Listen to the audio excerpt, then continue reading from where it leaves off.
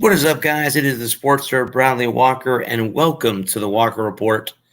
Happy July, guys. I cannot believe we're already midway through the year. Now we're in the second half of the year as we turn the counter to July.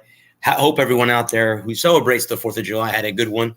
I did myself. I got to spend some time with my family and had a good meal, some good family time as well.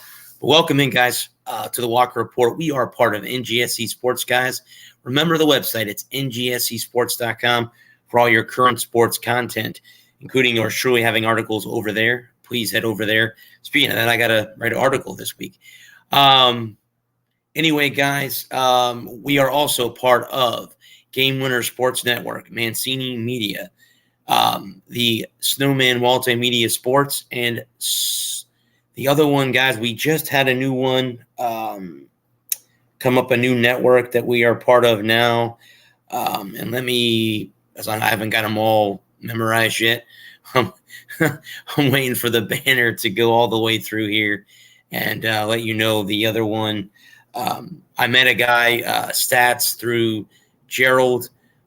So his group, we're a part of that group as well.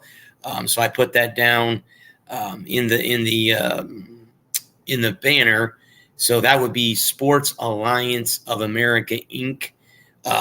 So we are also part of that faction as well. Well, guys, we also have sponsors. We are sponsored by CreatingZenSpaces.com. It is the local choice in St. Petersburg, Florida, for house cleaning, organization, decluttering, and pet sitting. It's about finding the peace within you and adding comfort to your life. And guys, remember, Zen Spaces begins with you. Be kind to yourself and one another. We are also sponsored by Garrett's Carrots, designer jewelry, luxury accessories. Illuminate your inner self, shatter the trendy norms, and open up your world to a newfound level of confidence and admiration. Garrett's Carrots, designer jewelry and luxury accessories at garrettscarrots.com.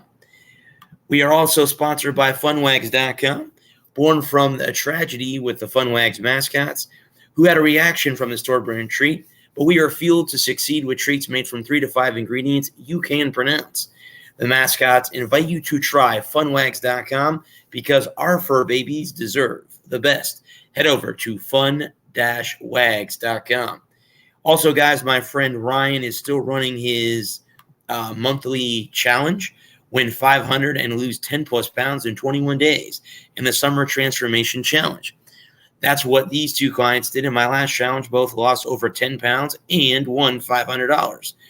Things you'll get from the challenge are learn how to lose weight without a fad diet, grocery shopping list, 15-minute home workout boost metabolism, learn how to keep the weight off, improve your gut health, optimize hormones, weekly accountability calls, access to all of my guides and cheat sheets, and regain your energy and confidence. Head over, guys, and see my friend Ryan about his Summer Transformation Challenge. All right, ladies and gentlemen, let me bring on my 3 great co-hosts. Good evening, gentlemen. Good evening, Bradley. Just an update. We should be getting business cards sometime within the next few days. So I'm checking the mailbox, and as soon as I get them, I will be shipping each cards. So just to let you know that. Right. So. I'd say that was one of the best ad reads you've ever done. Has it really? Wow. Yeah, I thought it was really crisp and smooth, and you got through that real quick, and you didn't stumble over anything. So I should record that, but just play it on a loop. Yeah, just play it on a loop. Yeah. I'm wondering if I can cut it out of the YouTube video and cut it. I should be able to clip it for you and send it back to you later. If you can do that, bud, that would be great. Then I don't have to read all that shit every day. Then, because you have the StreamYard's Premium, so you should be able to put it in there like you did with the theme music that we had for a little while. You should be able to just hit play and. It says add video clip, so I might be able to add the video clip to that. Okay, cool. Yeah. I'll take a look at clipping it and getting it to you later. Cool. Then that means next week. I mean, not that I don't mind reading that, but if I can have a time where I didn't jump. Where you You hit it, you killed it, and what I'll do is I'll clip it at the end of the fun wags because the Ryans won't be there every week going forward. That's correct. So I'll clip it. I'll clip it right there at the end of the fun wags, and I'll download it to MP3, and I'll send it back to you later. Sounds like a winner to me. Adam to do our promos for the shows for Twitter and his other platforms. Nice. And I need to sit down and think about that. I've just been so busy. It's been. I've just not had it. I just haven't had a stroke of inspiration. So. I'm not coming to put a foot up your butt. Don't threaten me with a good time.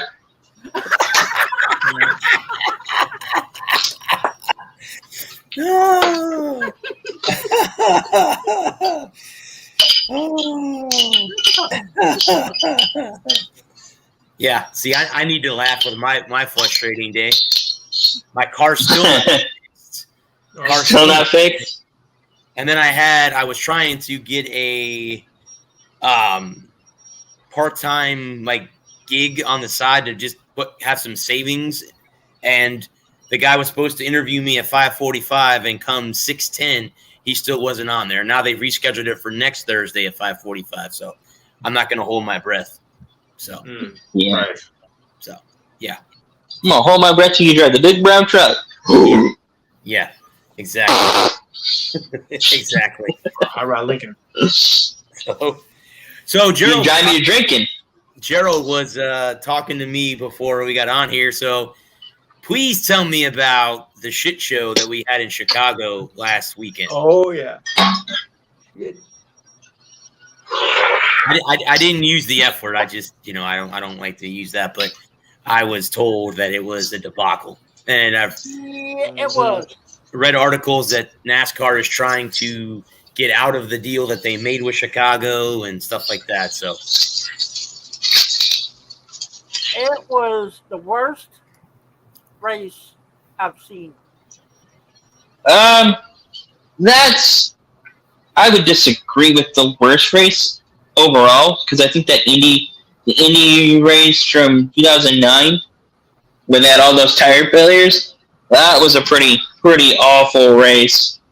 Coda, let's say Coda a couple years ago, where you just couldn't see where you were going. That was awful. What I would say this is it'd be in top 5 most disappointing races for me. Mm-hmm. And Gerald, I'm not saying Gerald's wrong or anything. He's entitled to his opinion. But if he thinks it was the worst race he's ever watched, by all means, I wouldn't say he's very far off. For me, I just don't like road course racing. Yeah. I think the one thing that's made NASCAR unique over the years is that we don't go road course racing. We stick to ovals. Everybody else runs road courses and street courses. We run ovals. I think that it would have been better if they had gone to a track that had been established. Go ahead, Gerald. I'm sorry. I stepped all over you, looking asshole. Never mind.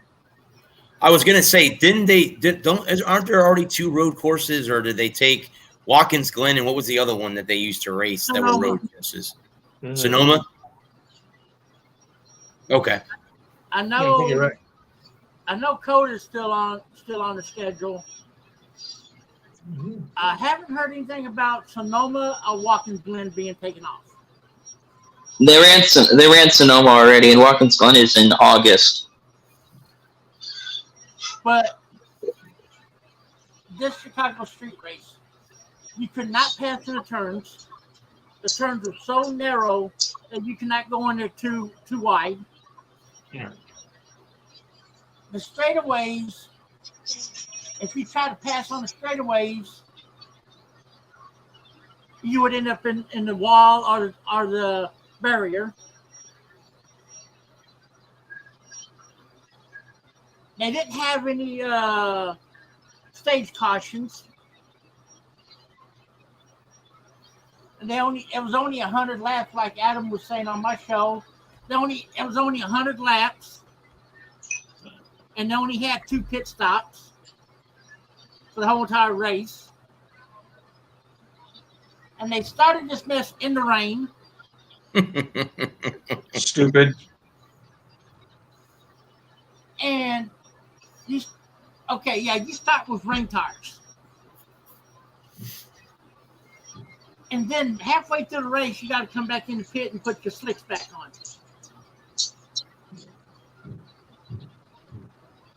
That was a dumb move. What Goodyear should do, Adam, and you might agree with me on this, is come up with an all-purpose tire that they can run on these nice cars. Like you can run them on asphalt, on dry, and also you can run them in the rain. You don't have to come in and take your rain tires off, put your slicks on. Some kind of hybrid. And regular track. Kind of a hybrid tire that's going to be good both in wet and dry. Or that's going to give you... It's an all-purpose tire. Right, some kind of hybrid that's going to give you a kind of a wet, dry... And also, you can also use a hybrid tire on dirt. I'm no rubber and I'm no tire engineer. So if they can make something that can, because they need a tire that's going to be able to go from wet to dry, but not full dry, right? Because there were still sections of the track that had standing water on. Exactly. Right. So when you get, because there were spots on the track that were super dry where it was just destroying the rain tire. But there were spots on the track that was still super wet that was making it was like driving on ice. And so, like you were saying, on the straightaway, it's like if you tried to get out and pass on a straightaway, if you got to go the next, try to outbrake them into the next corner, you just didn't have enough time to get it blown down and still maintain that position, or it was a risk reward type deal where if you got down into the corner too hot, if you got a good run up off one corner onto a straightaway, try to make a move, you were locking it up and just driving it into the barrier. Because look what happened to Noah Grayson. He hit the tires so many times, he even got stuck a couple times in the tires. I heard he had a fight with the turn 6 wall. Yeah, he did. I think the wall won. he stuck it in there five or six times. He stuck it in there 6 times and got stuck in there twice. And then he dumped it on the cool down lap. Yeah. I mean, Jesus Christ. No, and I'm not crazy about. Now, the best part of the race, I have to say this, was the finish when those 2 drivers were going head to head for the lead. Wheel to wheel, door to door. Yeah, I mean, door to door, it was almost like a drag race to the finish. Well, I will say that once the track dried out, part of the whole race. Once the track dried out fully, it got pretty. It was kind of okay, but I just don't like the kind of it was felt more like a sprint than an actual race. Being only 200 miles, and just over 100 and just 100 laps. To me, that's not a NASCAR race. NASCAR is That's like practicing. It's like an IndyCar. I get why IndyCar only run, or not IndyCar, excuse me, F1. F1 cars, they only run 50, 60 laps of races because they only carry so much fuel because they don't have in-race refueling. For me, I like NASCAR. I like 400-mile races. I'm here for the day. And so excuse me, sorry. So I would have much rather seen, a 300-mile race, 100, 200 laps. If you're saying that, the reason they took the stage brakes out and didn't throw the caution is because it takes all of the strategy out. Well, then make the race longer. Make the race longer. Start the race earlier, and really challenge the drivers, the teams, the cars. You know, like at the end of the day, when I watch a race, I want to watch what I'm looking for is the test of man and machine, right? When you get out of that car, you know, especially a NASCAR car, you know, it's about man and machine. Can you who are the best? Who's the best team? Whether race team, the guys that put the cars together, all the engineers that design them and build them in the shop Monday through that are in Charlotte Monday through Friday. Who's the best race team at the track? You know, from the car chief to the crew chief to the best pit team, and who's the best driver, the most well-rounded driver. No, I understand the idea of wanting to go to more disparate and different tracks to really show that NASCAR's drivers are capable of running on any circuit, dirt, road courses, street courses. But for me, I just think Chicago's course was just too narrow. Like it narrowed down. It narrowed down way too much. And the best part. Another thing too that pissed me off about the whole thing was, it was scheduled to be a 100 lap race. They started it late, then it was like the last stage of the race. Here comes this announcement. Oh, well, NASCAR's going to take 25 laps off because of the time constraint. Because it was going to get dark. You got a road course coming up, and why in the hell are you going to start it at, what time did it start? Like at 6 o'clock, 5 o'clock in the afternoon? Yeah. Why not, you got this big road course race coming up. Why not start the time like at maybe noon, 1, 2, somewhere in there? Well, even if they had scheduled that at 1, it rained until 5:30. 3. I don't know when it quit raining. At 3 o'clock. Like they canceled the Xfinity race the Xfinity race was on Saturday, but it got rained out, and then they were going to run it Sunday morning, but the track just never stopped raining. That's the problem with holding races outdoors. You can't. I understand what you're saying. I understand why it's frustrating, but even if they had tried to start it at 11 or noon or 1 o'clock or 2 o'clock, you can't predict the weather. So I'm going to give NASCAR a pass on that because of the fact of the weather. Even if they had scheduled at noon or 1 o'clock or 3 o'clock, if they had been able to get going at 5 after 5 like it had originally been scheduled, they probably wouldn't have been able to get it in. But because of the weather factor and the fact that they wanted to put on a good show, and the fact that they had the fact that it's a street course in downtown Chicago, and this is going to be true anywhere, any big city you're racing, because for years they talked about. I remember growing up them wanting to run the streets of New York City, and then they kicked around that idea for years of instead of going to Watkins Glen, racing on the streets of New York City, and that never went anywhere.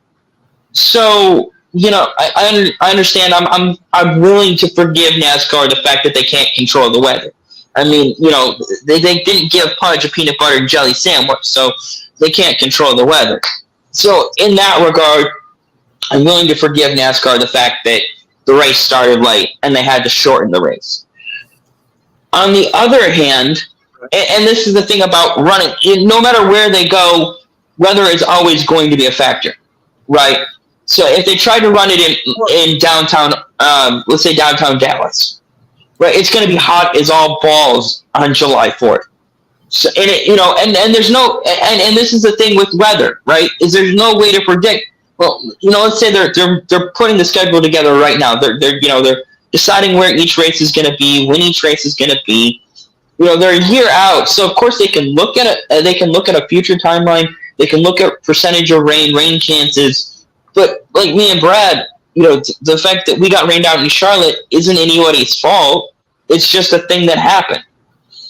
And on Tuesday there was a 40% chance of rain. By Friday it was 100% chance of rain. So that's just the nature of the beast. So I'm saying though, the cars really did surprise me. They held up pretty well on that street course. I just knew we were going to have a lot of mechanical issues, but the cars held up pretty well. But like Adam was saying, with the racing, I like a good short track race every now and then. I like a good super speedway race. Yeah. But I agree with Adam. This street race was more like a sprint. It just wasn't long enough for my taste. I like long races. Like I like the 300 like Daytona mile Indy. race, the 400-mile race, the Coca-Cola 600. And I don't mind a shorter, 250, 300, 250, 300 miles. I think that's more than enough. Yeah. That's a long enough distance. You really get to test a man and machine. But at 200 miles, it's too much like a sprint. Sure feels like that.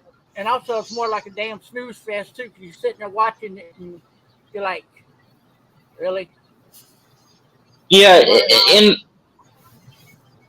it's like, I like Watkins Glen. I think Watkins Glen is a fun track. I've never, Watkins Glen, Seegers Point, I never had a problem. I liked running 2 road courses a year. I thought that was the perfect number. 2 road courses a year. Now, obviously, with them going to Coda and that being, a track in, Gerald's home track, I can see his affinity for that. But, I have, Coda's I would like to watch them race on, because I would, especially when you come out of pit row and you go up to turn 1 and it's an incline, straight uphill. And no sooner you get to the hill, you got that turn. It's like, yeah. I would like to see them run. I think that I would like to see them kind of develop some kind of rotation where they run different tracks for this weekend. Where they, like St. Petersburg down there. That would be cool. One year run Coda, the following year run Sonoma, following year Watkins Glen. No. I meant for this weekend, for the 4th of July weekend, putting something fun together, like a Chicago, like the Chicago street race, going to Nashville, doing the Nashville street race, because Nashville has because IndyCar runs the streets of Nashville. IndyCar runs the streets of St. Petersburg. Indy runs the streets of Detroit. Kind of rotating that this weekend amongst some of the different pre-established, road course races. Going to Road America in Atlanta, that would be fun. Kind of developing, keeping this weekend from becoming, like I was saying on your show. My only fear is that they got almost 5 million viewers on NBC for this weekend. My fear is that NASCAR is just going to go, oh well, this was such a big hit, and so now we're going to have three or 4 or 5 short track not short track road street course races, because it drummed up a lot of interest, and the novelty is gonna it's gonna wear out its welcome. Yeah, I just want to know though. Of those 5 million fans, how many of them are actually watching the Chainsmokers concert? That's what I want to know. The Chainsmokers was canceled. I had to throw that in. Sorry. No, that's a good one. I like that. I like that. I couldn't resist. I think I agree with Adam. I think what happens is, and I think the NFL is doing that too, is we started with games in England. Now we're going to games in Germany. Where's the next country going to go? The NFL is scheduling, 3 or 4 of those games per season now. It used to be 1. Then it was 2. Now it's 3 or 4 games Hey, are being Brad. scheduled outside of the United Don't States. Well, forget, deal. don't forget one of those NFL countries is Mexico. Yeah. What's that mean? Mexico, Germany, England. Basically, Yeah, what happened, he's right. It's going to wear its welcome out. What's Sooner or next, later. Frank? but I think that the difference, I think that the thing about it is that's why they've expanded, is because the London games, the games in London were waning, or their popularity was waning. So they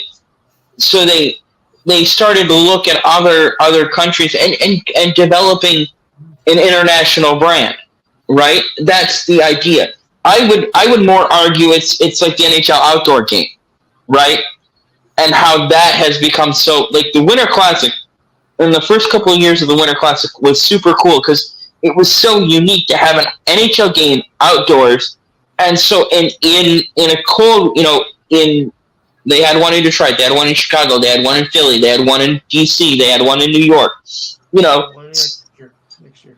And then, after seeing it, and then them expanding into the stadium series where they're playing in NFL stadiums across the country, it becomes, you oversaturate the market where it's not a novelty anymore. And that's what I'm afraid of the NASCAR going, well, this had such huge ratings, it did numbers, we need to have more of these events, where the only reason it popped off so big was because it was a novelty. It was a one-off.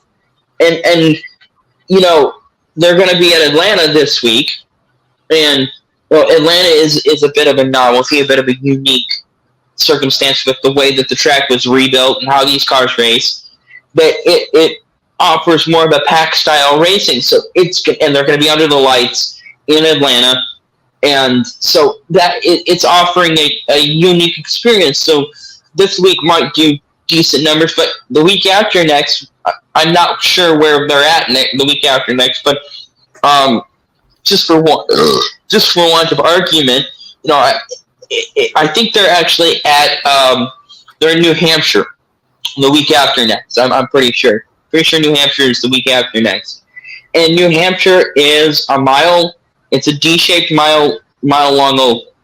Will they still retain that bump from? Will the Chicago bump carry over into New Hampshire, and then onto places like Michigan and Kansas later on in the year, or is that number going to come back down?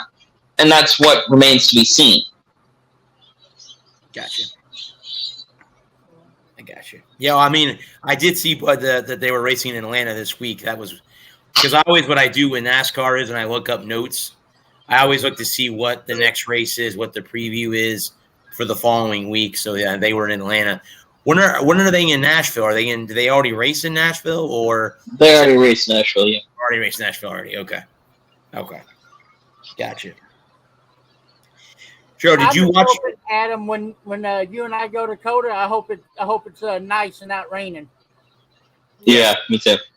Pray that you don't have to go through what me and Adam did in Charlotte, because that was horrible. It was cold. It was raining. Yeah, it was horrible. And again, like Adam said, I looked at the weather that whole week leading into Charlotte, and they said rain. I thought, hey, great, 80% chance of rain. It'll rain itself out. But as soon as I touched down in Charlotte, it rained all the way until I took off to go back to Tampa. It rained, didn't stop raining. If it did stop raining, it stopped raining for what 5-10 minutes, and then it started back up again. So it stopped long enough for me to say, well, it slowed down some. Yeah, that was true. It never really stopped raining. It only stopped enough for me to say it slowed down. Yeah, that's right. It didn't quit raining until about 3:00 on Monday afternoon. Yeah, when I was almost home. Yeah, because as soon as the funny thing, but as soon as I flew out of North Carolina and got out of the Carolina area and got into Georgia, it was blue sky all the way home to Tampa. So I'm like, yeah, see, I left the Crying shame.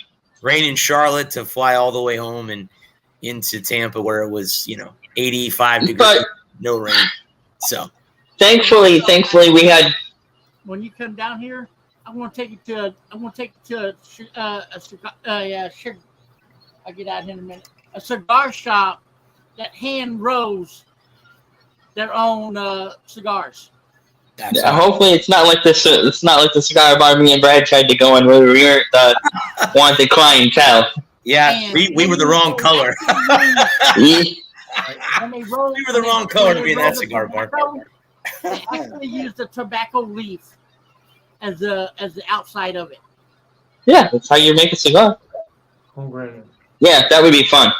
Yeah, we need to. Well, I'd say all in all, at least we had other things that we were able to do that weekend, so it wasn't a total bust. Dude, it honestly, it was a fun trip. I'm thank you again, Bud, for doing what you did. Even though I didn't get the chance to see the race, I got to see the track. I got to see the Hall of Fame. I got to meet you and hang out with you. So that was the icing on the cake, man. I mean, that was. And he doesn't. Yeah. Big ups to Brad. He doesn't snore. No, I don't. I try not. Now, here's the thing, Bud. I've heard that I snore after I smoke cigars at night. So maybe it dries my mouth out or something. But no, we had cigars the second night we were there. Yeah. Okay. Yeah. I never even. No, okay. It was great. Yeah. Yep. We did. Adam, no. Camera with you, so you can take pictures of everything you see down here. Because I also want to take you show you DKR Texas War Memorial Stadium. That sounds like fun. I'll be your tour guide. There you go. I even take you to show you one of our haunted hotels. There you go. There you go. Yeah, my alley. Really? Yeah, we have a haunted hotel down here that was built in the 1800s. It's called the Driscoll. It is super haunted. Wow. Paranormal, baby. Yeah. Alex Golish is at the Rays game tonight. Coach of the USF Bulls. Just saw his. He tweeted that he's at the game. Joe, did you watch Money in the Bank? I sure did. She did. Let me just say this. I didn't watch it live. I watched the replay because I was busy at 3:00. My buddy didn't come over till 8. But I thought it was one of the more entertaining pay-per-views I've seen in a long time from the WWE. All the matches were good. Every single match was exciting and worth watching. Roman Reigns finally got pinned within 3 years. He finally got pinned. 3.5 years.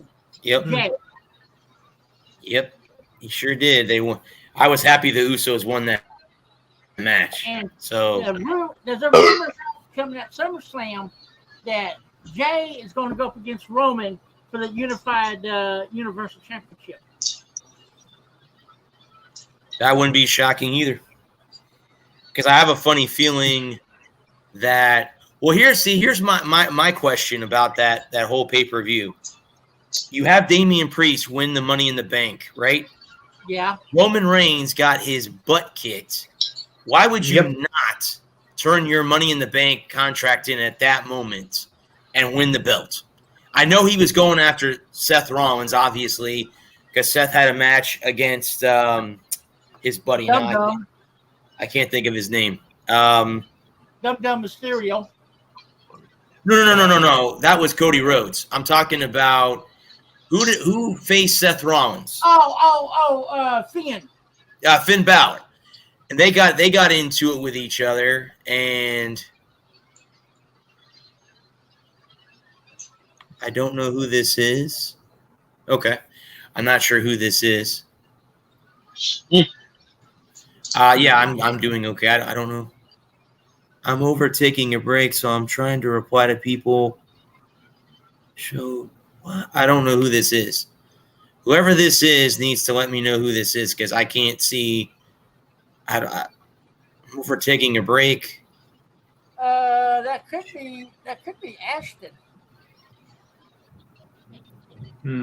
I don't know who this is. That sounds like to me that could be Alex. That's what I was thinking. That's what I'm thinking. that too. Whoever that is, please state your name so we know who you are. It says what's going on. I need to know. I think it's Alex. Who the heck is this? Who is on here? Damn we it! need to know who you are. That's the thing about I checked. I can't, for some off the wall reason, get live comments on Facebook. You have to go in and go on Facebook to see who it is, because I'm not 100% sure who this is. Hang on a minute. If anything, that sounds like Alex. Yeah. No, I'm sorry. It is Ashton. I'm sorry. You are correct, G-Dub. I'm sorry. It is. The first two are Ashton, and then the third one is my friend Bobby. Oh, okay. Who is the Texas Longhorn fan. He invited me over to his house to watch the Texas-Oklahoma game on October 7th this year. He's barbecuing. So way to go, Bobby. Hook 'em horn. Oh, that is Texas. So barbecue. Yeah, I'm going over there to watch the game with him. Yeah. So, but I thought it was an entertaining pay-per-view. I thought that Damian Priest would go after Roman Reigns, being that that's just me, but I guess that's not in the storyline. But that's what I would have done, you know. And also, there's also another rumor match that who is that? LA Knight is going to be going up against Austin Theory for his championship. Does he have the American Championship, right? United States? Am I thinking of the wrong? It's the U.S. Championship. Yeah, see, there you go. Bobby. Hook 'em. That's how I know. That's how I know it's Bobby too, because of like that. He's a cigar smoker too, so he's introduced me to some new cigars as well. So, Right on. Okay. But yeah, I thought it was a very entertaining pay-per-view. I'll be honest with you. And I'm going to be heading over to my buddy's house because SummerSlam is what, August 4th or something like that? August 5th? Okay. Yeah, I'm going to go over to my buddy's house and watch SummerSlam because that's the second biggest pay-per-view behind WrestleMania, right? Isn't that kind of like the second popular pay-per-view? So, yeah, I'm going to be going. I mean, I wouldn't be surprised if they take the belt off Roman. I don't know if it would be Jay. I just have a funny feeling it's going to be Solo. That's just me. That's just me. I could see Solo taking it, and then maybe Damian Priest getting the belt from Seth Rollins because of his Money in the Bank contract. Other than that, let me ask you this question, Joe. How do you see Io Sky? Do you see her going? Obviously, Asuka, right, would be the one, right? I would believe, right, would be the one that she would go after. Well, there's the rumor match on that. It's going to be Asuka versus Charlotte versus Bianca at SummerSlam. So it's a three-way match. Okay. If that happens, I think Io's going to wait, see who the winner of that match is, then go Cash after. in. Yeah. But did you watch it where Ito handcuffed Bailey and Becky between together on the ladder? Yeah, they were handcuffed together, and they couldn't go up the ladder because one went up and the other one would pull it down. They couldn't go up the ladder at the same time. It was quite hilarious how they did that. I was laughing. I'm like, they played that out. Bailey got what was coming to her. Well, Bailey got exactly. Bailey got karma because that's her teammate. So yeah, so Io Sky won because being damage control. Yeah. Io was going up the ladder around the beginning of the match, and Bailey pushed the ladder over. Yes. So Io figured, okay, you want to play that way? I'll handcuff you to Becky. Handcuff you to Becky. Now, if she doesn't go after the winner of that three-way match, if it happens, I can see her going after Rhea. Yeah, Rhea Ripley, I could see that. The reason that I think they're going to keep the belt on Asuka is because it would be an all Japanese. If she faces Io Sky, I could see Io taking it away from Asuka that type of way. I hope whatever happens, Gerald, that both of them successfully turn their contracts in, because it sucks to win that pay-per-view and then lose the match that you turn your contract in for. That's so stupid how they write that out. Oh, well, the Damian Priest is going to lose his match. Why? Why even let him win if you weren't going to let him win the title? That's stupid. Speaking of Damian Priest, there is tension in the Judgment Day. Him and Finn, yep. With Finn and Damian Priest. Mm-hmm. I saw that. If you watched the Monday Night Raw, when Seth was wrestling Dum Dum, I call him Dum Dum, not Dum Dum. I call him Dum Dum. Mysterio, Dominic, Dum Dum.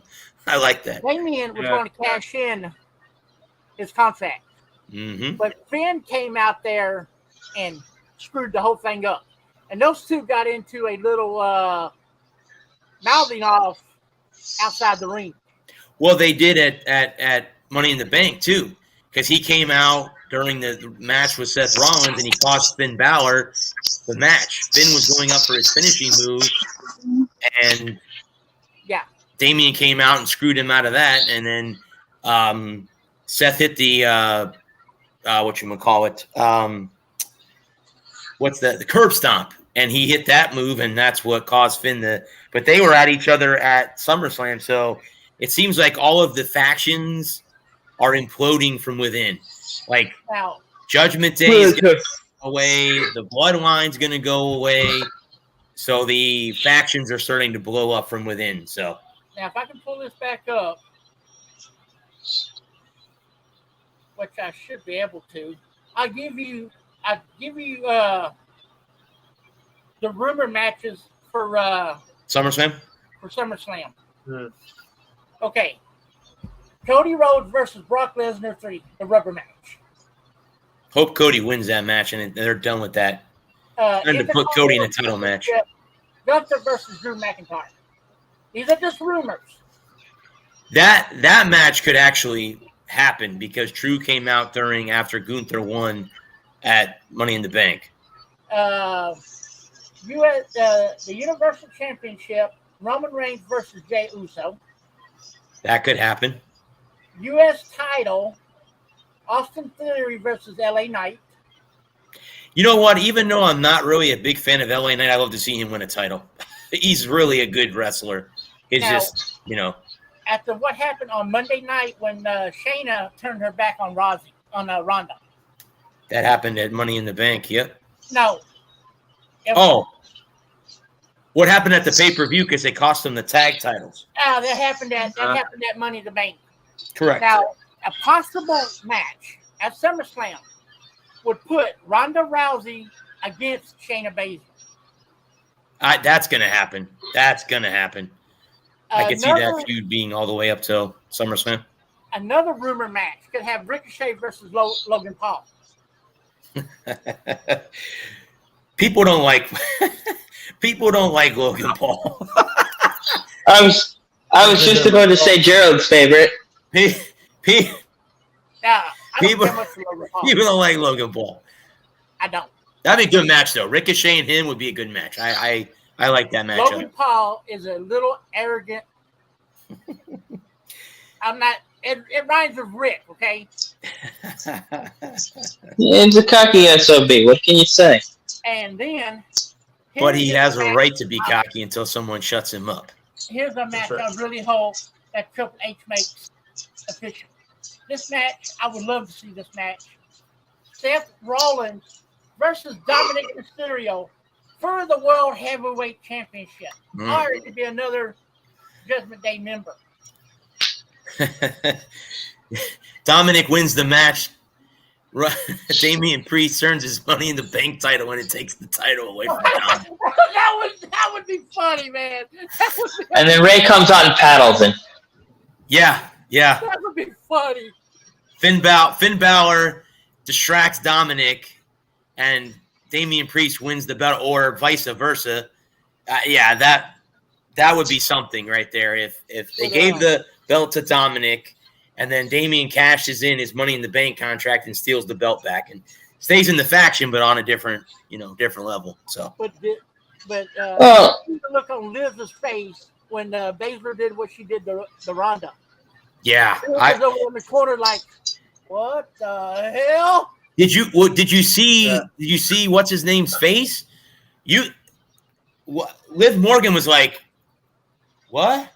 What the hell's happening? Like, she didn't even know how to react. And Raquel was standing on. That was set up perfectly. Raquel was standing on the ring going, Yeah, what's going on? Yeah, like, yeah. Shayna just handed us the titles. thank you. I'll take those. Yeah. And now, the number one contender for Liv and Raquel is Harley Quinn and Sonya Deville. Okay. I don't know. Correct me if I'm wrong. Wasn't Liv Morgan and Sonya Deville one-time tag team partners? Or am I wrong? Am I getting that wrong? She was part of Riot Squad with Ruby. Oh, that's right. That's right. Okay. Sarah Logan, and it was Liv Morgan. Because correct me if I'm wrong, Ruby Riot's in AEW, right? Yes. With Paige? Yeah, she's Or now, it's not Paige, it's what's her name now? Sarana or something like that? Saraya. Okay. Yeah. Yeah, now she's in AEW as Ruby Solo. Oh, okay. Gotcha. Okay. And that I knew she had faction changed over there is faction. called the Outcast. Okay. Okay. But I like the fact that they separated Liv Morgan from the Riot Squad. Yeah, I agree. Liv is a better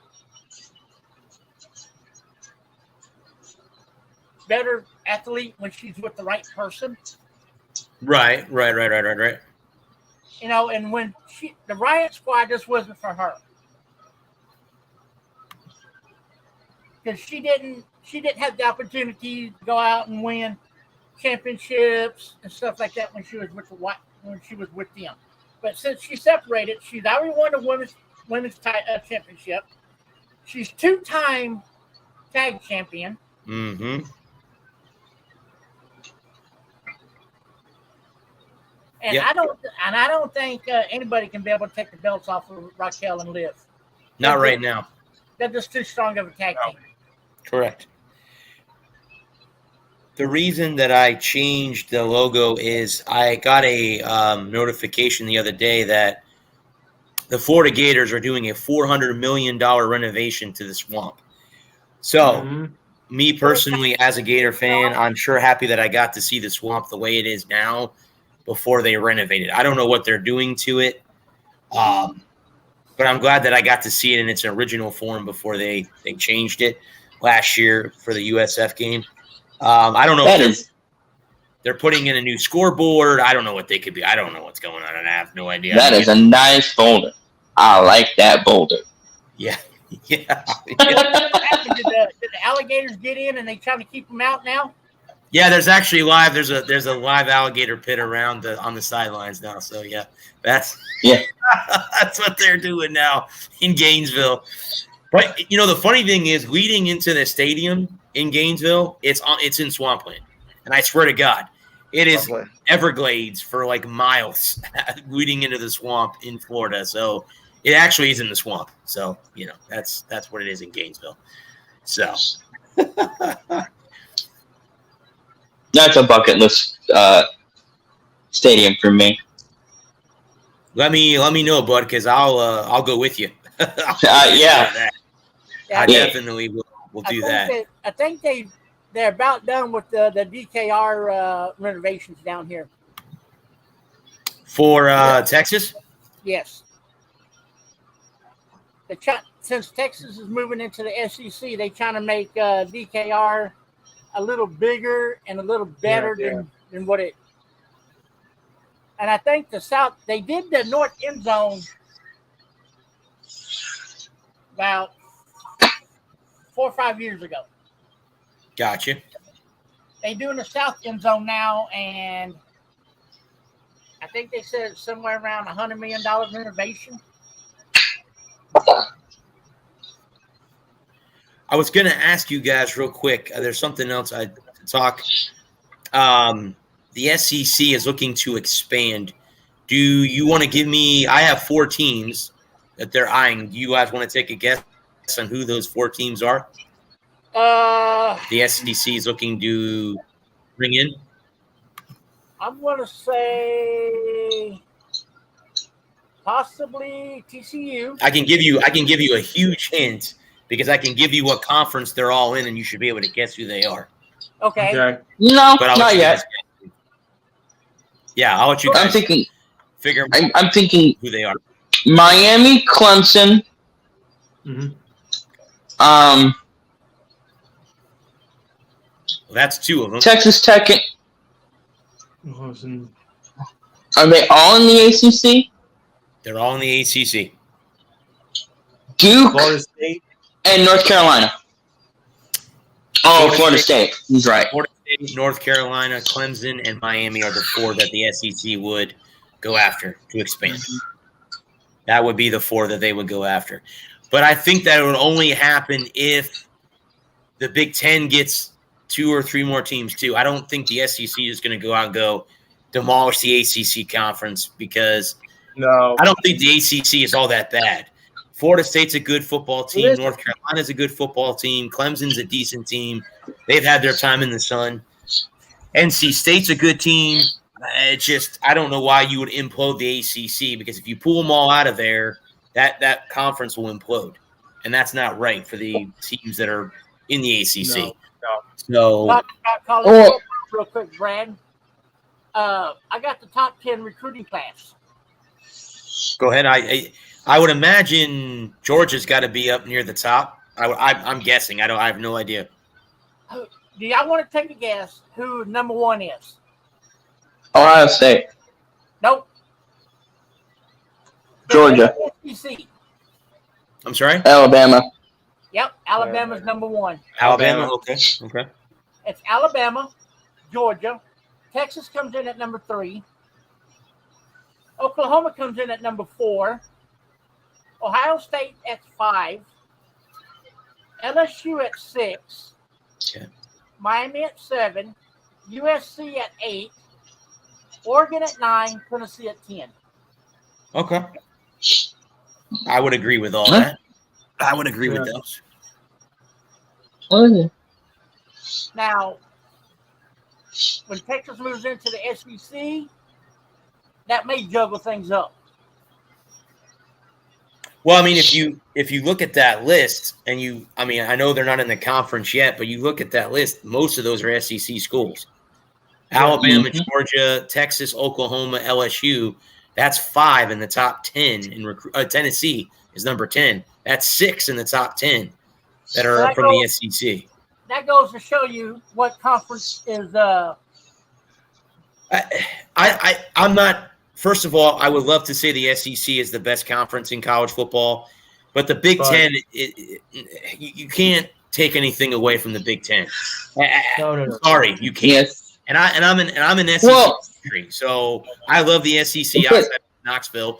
But anyway, that's just me. But that's my opinion. Well, Now, come next year, I'm going to start loving the SEC because my favorite college team is going to be right smack in the middle of it. Well, SEC schools, the thing about it is that you go to an SEC school to play football, and it's not to take anything away from their academic program, but you don't, I don't want to say anything mean about, I'm not saying that the kids are stupid. It's not the 70s. They're not a bunch of, redneck hicks that are playing school and studying football, But, the SEC schools have lower admission standards. And not to say that, Vanderbilt is, that's why Vanderbilt is always so bad at football. Top medical. Is because the kids that go to Vanderbilt are going to get a medical degree. No, Vanderbilt has the top medical program in the country. They do. And not to say that you can't be a good, not to say that med students at Florida or Alabama are stupid. I mean, if you've got a degree from Alabama, I'm not going to go, oh, well, you got a degree. I don't want you working on my heart because you got a degree from Alabama. But the focus of the program, especially the football program, they're not so much worried about academics as they are about winning championships. And the other thing is you don't have to recruit Tuscaloosa. You don't have to sell Gainesville. You don't have to sell Death Valley. It's not like if it's November 2nd in the swamp. Yeah, it might be 65 and raining, but it's still 65. Like, Yeah.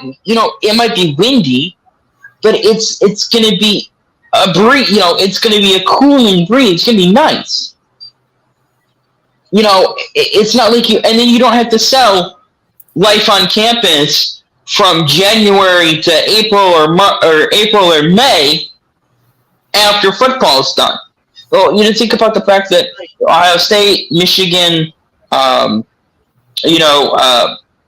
State, Iowa, you have to sell Ann Arbor in January when there's no foot. Now you're a student athlete, and now the athletics are done, and now you're a student, and you have to sell a kid from Georgia on Ann Arbor in January, and that's where Tuscaloosa, Athens, Gainesville, Baton Rouge. Knoxville, Baton Rouge. That's where they're going to have and now that you're getting Oklahoma City, or is it Oklahoma City where OU plays? That's Norman. no. They play in. Is it? It's Norman. They play in Norman. Okay. They, Norman, Austin. You don't have to sell Norman or Austin in January. well, the only exception, but in the Big Ten, obviously, would be USC and UCLA. Right, but they don't count. Yeah, got cold weather. I'm just saying, like, those are the only two schools that you could sell. Like, oh, well, you want to be in warm weather all year round? Well, come to California. Yeah. You're right. Sun in Southern California. It's hard to sell from the South. Hey, come up to Ann Arbor or Columbus during the wintertime. That's a hard sell. I wholeheartedly agree with you because that would be me. Like, why would I want to leave warm weather to go in snow? But if I'm up there to win a national championship, if we do get any ice, it probably lasts maybe 3-4 hours, and it's gone. But Yeah. in the Big Ten though, that's out. That's days. That stuff can last for days. Months. No, months. Down here, the last time we had a bad snowstorm was February the 14th of 2001 or 2001. No. Or was it 2002? No, it was. You had that one. Years ago. Yeah, 2002. Now, 22.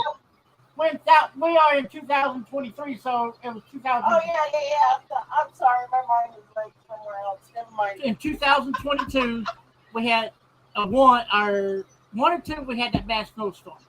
And it stuck around for maybe... It was around for a couple days. For a couple days? Yeah, 2 or 3 days, and it's gone. Yeah. But now, if you go up to some place like Ann Arbor, Notre Dame, where they play at, that stuff sticks South around. Bend. South Bend. That stuff sticks around for months. Mm-hmm. That's exactly what we're saying. Yeah. No, you're right on. Yeah. That's the team that needs to join the Big Ten, in my opinion. No, don't want them. Don't want them. A lot of these kids are going to be like, hey, I got a chance to go play in Texas where it hardly snows. And if it does snow, it sticks around for 2-3 days and it's gone. But yeah, Well, if I go up to South Bend and play for Notre Dame, and it snows and stays up there for months, screw Notre Dame. I'm going to Texas. Oh well, it's not recruiting. It's recruiting in the Mid-South. It's recruiting in Kentucky and West Virginia and Virginia and in Missouri.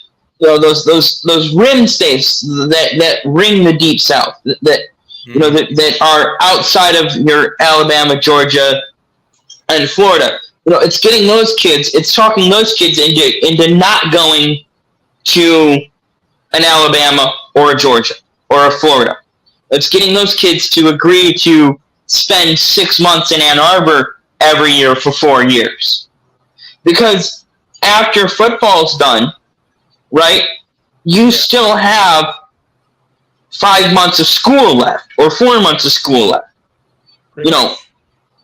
If you play for a national title, you play football from the last weekend in August to the first weekend in January. And if you're lucky enough to make a national title. And once that game is over, then you have to go back and be a student for the next 4 months. And if you're a high enough recruit to be recruited by Georgia, Alabama, Florida, and Michigan, or Columbus, and an Ohio State or a Penn State, it's not getting those. It's getting those kids in because when you live in Kentucky, you grow up rooting for Kentucky and hating, Alabama, Georgia, Florida. And, so you might go to Kentucky, but you might also, you might get recruited by Alabama. You're like, I don't hate Alabama as much as I hate, Georgia. So, getting to go play Georgia every year sounds all right to me.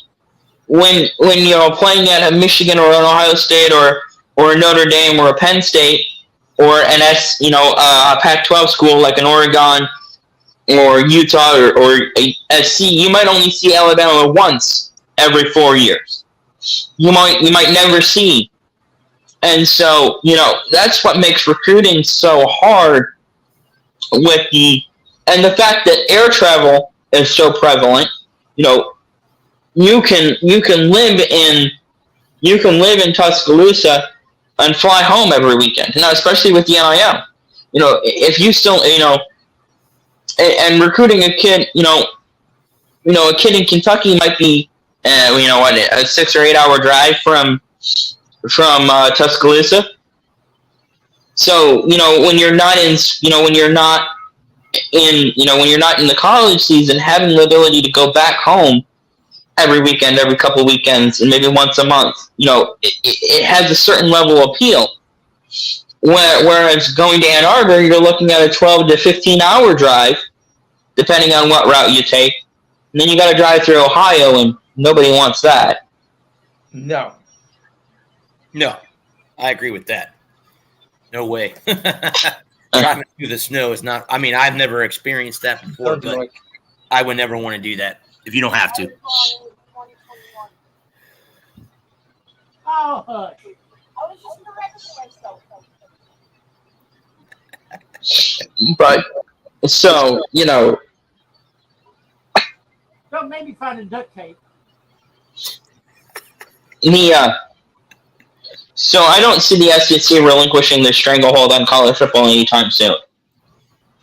no. It's going to be about what's really going to do it is going to be a concerted effort by the rest of the country to figure out how to take less and do more. And this sounds so harsh, but in all honesty, the athletes that Georgia and Alabama and Florida can get are better athletes. Just point of fact. And so it's going to take a real concerted effort by the rest of the country, to find and develop talent that can stay with the SEC. Yeah, I agree.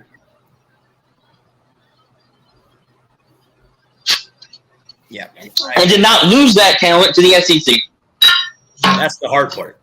And then, like you said, but too with the portal, let's say, you're recruited by a certain coach, he gets fired, and you have another coach that runs that similar program or similar system.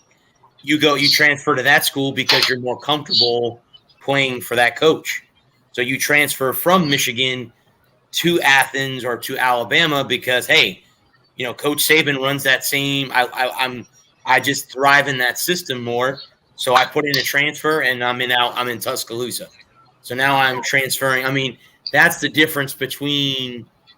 That's what makes, I think, a lot of people are kind of pissed off at college, women's college basketball, because all of the kids are transferring to either South Carolina or UConn because that's who wins. So why would you want to play anywhere else? Just transfer if you can. What you were just saying, Brad, about these coaches running the same programs at different schools. Take Sarkisian, for example. Mm-hmm. Who was his head coach before he came to Texas? Saban. So he knows Saban's the way Saban runs his program. And that'll be an interesting matchup when they come into the conference next season. Because Sarkisian kind of is starting to run Texas like Saban does Alabama. Let's see if that's interesting. If you remember when Texas played Alabama the first time this year, they almost beat Alabama. Coulda, woulda, shoulda. Yes. So Sarkisian has Saban's number. Just for shits and giggles, if they have Alabama's schedule next year already. I don't know if they're getting Bama next year or not. I know They do not. Here is a prediction. This is what the schedule is next season for Texas. They start at home against the Colorado State Rams. They're on the road the next week in Ann Arbor to play the Wolverines. They are at home to play UTSA, who is now in the AAC. They're home against UML Warhawks. I don't know who that is. Louisiana Monroe. University of Louisiana Monroe. Yes. Okay. They're in the Cotton Bowl against Oklahoma. They're at Arkansas, home against the Gators, at home against Georgia, at home against Kentucky, at home against Mississippi State, on the road in College Station to play the Aggies, and then they're on the road at the end of the season to play Vanderbilt. So they don't get Alabama next year to start the SEC season off the bat. So they don't have them scheduled, but they could still play them. Yeah, absolutely. It could be in the SEC championship game. Absolutely. There would be. That is the way. That is the way. I wouldn't be surprised.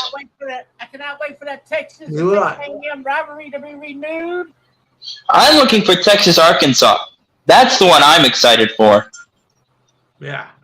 That's going to happen too. The old SWAC days. I want them to move the A&M and Texas rivalry game back to Thanksgiving. It might happen. Yeah. We'll have to wait and see how this shakes out. You know that saying, right? Shit. Ooh. Pushing the other, see which one fills up faster. Right. I got to plan a trip to Tallahassee next season to watch the Gator Knowles game in Tallahassee, since my friend went to Gainesville with me. Yes, they did. They did break up. They'll be breaking them up after next season. You need to come down to Texas so you and I can get together and go watch Florida when they play Texas. That's next season too. I gotta sound like you're gonna be busy. Well, and USF, I think USF. No, that's 2025. Okay, never mind. 2025, USF plays Florida and Miami in back-to-back weeks, and I was going to try to get credentials to both games. Drive to Gainesville and maybe fly to Miami. I don't know if I want to drive 5 hours to Coral Gables. Maybe I'll just Take a No. quick 30, 45-minute flight to Miami. Well, you need to start working up. Could y'all see Brad dressed in his Florida Gator gear, sitting with a bunch of Longhorn fans? Hey, you know what? It's gonna happen. I've been in enemy territory before when I was in Nashville for the outdoor game between the Predators and the Lightning. Hey, Brad, I just got to give you a hard time, bro. No, I know. Hey, I'm, dude. Again, you guys all know that I'm a Red Sox fan, and I get harassed at Rays games all the time, and the Red Sox aren't even that good this year, so I get harassed all the time at those games. So, well, I will say, that's one nice thing about going to a NASCAR race. Is everybody has their own favorite driver and nobody really messes with you. That's a good thing. That's a good thing. I gotta say big ups to the city of Atlanta. I didn't have any problems. I was wearing my Tigers hat, or me and my friend, because she didn't have any baseball gear and she needed a hat. So I dug out one of my Tigers hats for her when we went to the Braves game, and nobody said anything to us. We had a great time. You know, of course, the Braves lost, so that was depressing, but we had a great time other than that. And nobody's going to say anything to Brad wearing his Florida stuff down here. We really don't care. As long as until they start kicking your ass. The only team that we really give smack talk to, that's the Sooners. I was going to say, as long as I'm not wearing OU gear, I'm okay. You wear OU gear down here to Texas. I'll be the first one to hang you from the pecan tree out in the park back here. Horns down. Oh my goodness. This is Horn Country, baby. Horn Country. Horns down. Well, remember now, it's Hook'em, but it's horns up here in Tampa. It's horns up in Tampa, man. It's horns up in Tampa. That's what we have here. Can somebody, has anyone ever been, any of you guys been to New Orleans just off chance? No, I have. I want to go. Because you can sleep outside with USF is playing Tulane that same year in 2025. Maybe I'll take a road trip to Tulane and see them play the Green Wave. I use it for toilet paper. I would fly. No, yeah, I definitely would. I could drive to Coral Gables. It's only about a 5-hour drive. I take the day off the day before the game and just drive down there during the afternoon, and then stay the night, stay Saturday night, and then just drive home on Sunday. That's probably what I would end up doing anyway. Brad, you wear OU stuff down here. You especially down on the drag, on the UT drag. You would get into. I'll wear it right on the campus, baby. Right on the campus. Right to admissions. Go to admissions in your OU gear. Department. I'm here to sign up for classes. Damn it. Yeah, you walk into admissions with OU stuff on. They be calling UT campus police on you after they get through stumping them out. I'm transferring from Oklahoma to Texas. Then you gotta have on your UT gear when you walk in there. I'm entering the transfer portal. I'm transferring my alliance from Oklahoma to Texas. No. That's not as bad as us Texan Longhorn fans going up to Norman in our UT gear. I think those two schools, they hate each other with a purple passion. No, what you got to do? No, now hear me out. What you got to do is you wear an OU hat, an Eagle, a Donovan McNabb jersey, and old school Redskins sweatpants. And giant sneakers. Well, here's something you can do. My wife just said this: wear a OU baseball cap with a UT shirt. You get one of those like Get one of those ones that the moms wear when they got sons at both schools. Yeah. There you go. You know, I don't think I could handle it if I had two kids at a different school. Like if I had one kid go to UT and the other one go to Oklahoma, I don't think I could handle it. That'd be too funny. Because who would Yeah, have and I think you just I think if I know Gerald at all, he disowned the kid that went to OU. You're no son of mine. I mean, look at Barry Sanders' father. You know, he was a huge Oklahoma fan, and where did Barry go?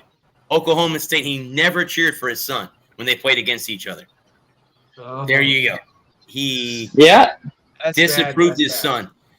And that, you know, it still is very interesting how Oklahoma State had Thurman Thomas and Barry Sanders in the backfield at the same time. That had to be a deadly combination. And I wonder how the Manning brothers are going to feel Peyton and Eli about their nephew coming to Texas and not going to the school that they played for. Well, I mean, he didn't go to Ole Miss. I mean, I know Eli and Archie did, but yeah, Peyton went to Tennessee. Well, So is Peyton and Eli going to root for Texas, or are they going to say no? We're not going to support our nephew because he went to Texas instead of going to one of the schools. I'd say they support their cousin. I mean, it depends if they're playing Ole Miss or they're playing Tennessee. You'll see, but I have a funny feeling that they'll cheer for Arch. You know, if he's there, you know. I think that that there's only 1 week a year that they don't acknowledge his existence. The week that they play against him. Yep, exactly. Yep. That's like there's only 2 schools my kid can't go to. Yep. Only 2 schools. They can go to any other school in the country. There are 2 schools that I forbid them to going from. I will disown them faster than Columbus and oh crap. Where's Michigan State? Shit. East Lansing. East Lansing, thank you. And I got 2 schools that if either one of my kids went to, I would disown them myself. Norman, Yeah. No. College Station. Alabama. And what, Brad? College Station? Yeah. A&M. Yeah, that's Bobby told me, my friend the one that's on here, he told me that the 2 schools as a Longhorns fan that he's looking forward, and Arkansas was actually one of I didn't know that they had a rivalry with Arkansas. Yeah, back in the day, they played in the SWAC. He wants to Southwest Conference days. get back to playing Arkansas, get back to playing A&M, and renewing those rivalries that Texas had with those 2 schools. So he's really excited about them coming to the SEC because, you know, A&M's already here, Arkansas's already here, you know. So yeah, that's what I was. Really football team. So Nope. That's what I was saying. I'm looking. When we play Oklahoma, A&M, and Arkansas, my cell phone's going to be turned off. My tablet's going to be turned off. I'm going to be glued to that TV. Yeah. So you know what that means? October. Leaving 4,700 voice messages. October 7th, I believe, is that day of that game. Because I already put it on my calendar because I've been invited over to a barbecue on that day. And Brad, you're invited down here when we play y'all, and I will. And if you come down like on a Thursday or Friday, I'll take you around and I'll show you some of the good spots in Austin. Texas is definitely on my bucket list as far as states go. The next SEC school that I want to go to is in Death Valley. I want to go to Baton Rouge on a Saturday night. They don't even have to be playing Florida. They could be playing anybody. Even Tennessee. I would still go to the game just to go to Baton Rouge to be in Death Valley. If you like barbecue, I mean. Yeah, I do. I mean, juicy barbecue, when you bite into the sausage, the juice just comes out in your mouth. Gerald, do you guys have jambalaya in Texas? Not that I know of. Okay. Oh, that's a Louisiana thing. So he's But I anything. can take you Okay. Yeah. to a town down here that's called Elgin. Okay. Southside Meat Market. They got the best damn barbecue in the state of Texas. Memphis is pretty, boss. Yeah, I was gonna say Tennessee. Memphis, West Tennessee. They don't serve it to you on a plate. They serve it to you on butcher paper. No, so whenever I'm in West Tennessee, or whenever in the Memphis area, I gotta go to Central Barbecue. That shit is fire. I had good barbecue in Nashville, bud. When you I come went to- I down, haven't been to. Nashville, and it was good. So yeah, yep.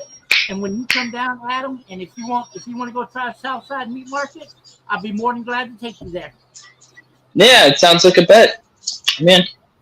But no, You know how back when we were kids, they would have the ice cream where you get the ice cream cone. They would have the ice cream in the little showcase where they would slide the door open and get the ice cream. Mhm. That's what Southside has their ice cream. I would like to point out that I'm a Toys R Us kid, and I never want to grow up. I'm a Toys R Us kid. Oh yeah, man! I got some breaking news about the Cowboys since we're moving into the NFL. I want to talk about Corey Dillon. Go right ahead. Oh no, is he okay? Corey Dillon's Cowboys- is complaining he should be in the Hall of Fame, but I'll get into that. The Okay. Cowboys finally signed a kicker. Who'd they sign? I was gonna say, who did they pick up? Brandon Aubrey from the Stallions, Birmingham Science. Birmingham Stallions. Huh. Mm, Good for him. okay. Moving on up in the world. In his career, he's made 14 of 15 extra points and 30 field goals. Moving on up in the world. We'll have to see how he does in preseason. And we'll get a beat on him, and we'll see where that is. Yeah. But go on with Corey Dillon. Y'all know last year our Achilles heel was our kicking game.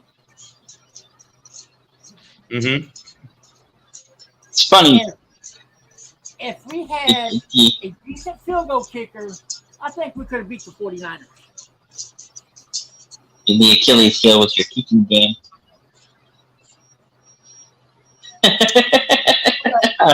I see what you I got a question for y'all. got an answer for you.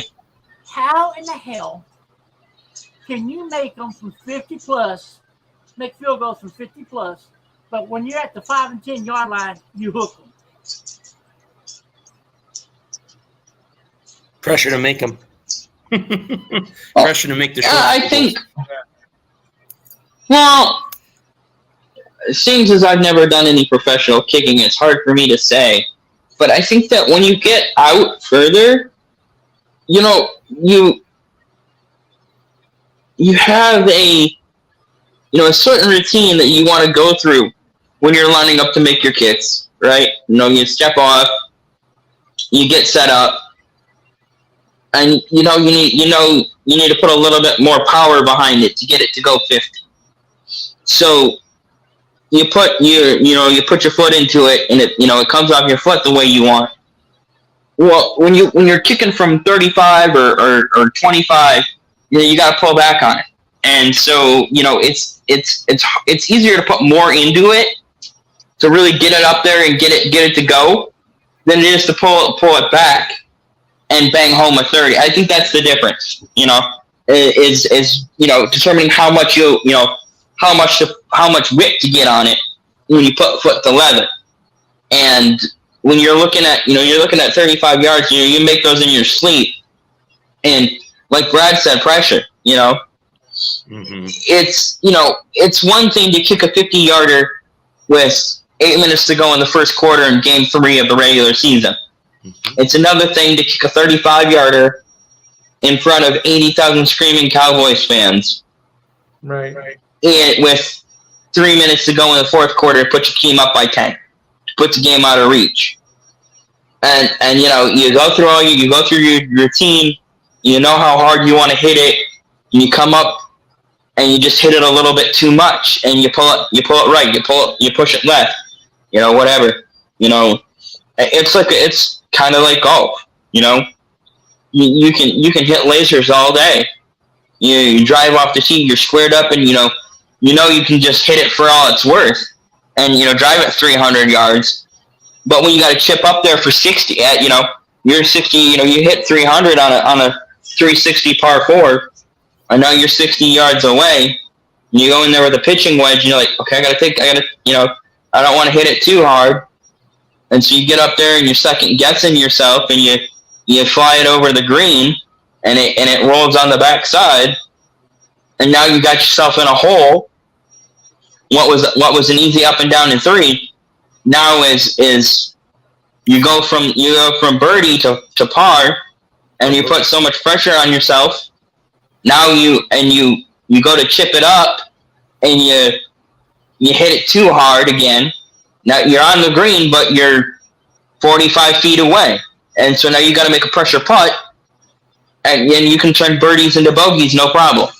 And I think the same kind of philosophy applies to kicking. I've said it before, and I'll say it again. The most underrated part of any NFL team is their kicking game. I've seen so many kickers get let go in their prime.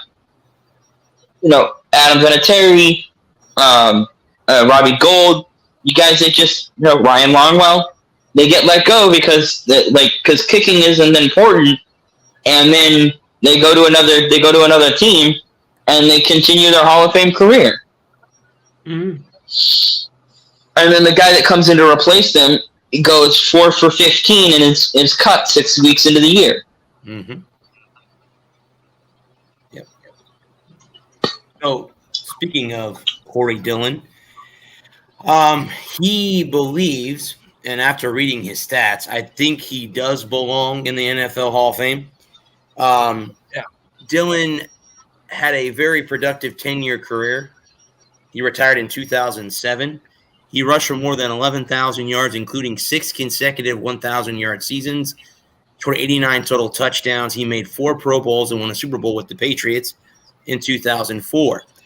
Dillon's stats. Corey Dillon. Dillon's stats rank among the best in the NFL all time. He is among 14 running backs with at least 10,000 career rushing yards, averaging more than 4.3 yards per attempt. He broke Jim Brown's rookie rushing record in 1997, and he broke Walter Payton's single-season rushing record in 2000. Both have since been broken, obviously, and yet he is not in the Hall of Fame. Among those 14 running backs with the 10,000 and the 4.3 yards, 8 of them are in the Hall of Fame. That would be Peyton, Brown, Barry Sanders, LaDainian Tomlinson, Eric Dickerson, Tony Dorsett, Marshall Faulk, and O.J. Simpson. Of the 6 that aren't, 3 aren't eligible for the Hall of Fame yet. That would be LaShawn McCoy, Adrian Peterson, and Frank Gore. So those guys, I don't think they haven't been retired long enough yet, but Dillon has been eligible since 2012. The same for Fred Taylor. So what I'm asking, guys, is do you think that Corey Dillon deserves to be in the Hall of Fame, or is it something that's keeping him out of the Hall of Fame? His attitude would be the only thing that I would believe that would keep him out. Yeah. The records he broke, sure, he's definitely Hall of Fame. But all those guys, it's his attitude. It's got to be his attitude. That's the one. Well, thing he was out of the Hall of Fame.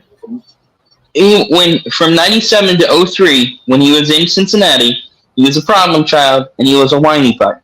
Mm-hmm. And he didn't want to play. He had all the numbers, but he had nothing to show for it.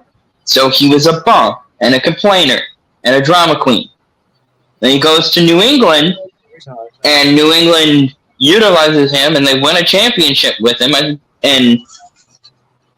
that was the second, that was their back-to-back from 03. No, that wasn't. So they won in 01 and 02.